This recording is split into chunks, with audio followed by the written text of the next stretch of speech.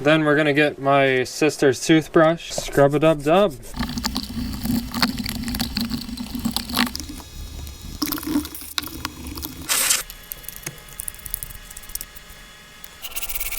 Guys, gas is also a great cleaner for carburetor.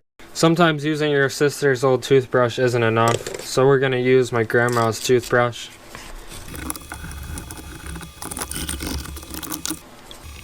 Now, let's open this bad boy up.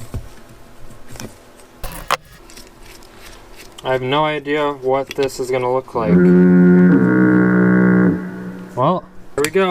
The old flathead trick worked once again. There it is, guys. What in the mother of really don't think that's supposed to be just floating around in there like that. eBay, I'm coming for you. This float ain't no good no mo. Same exact one, 21 bucks.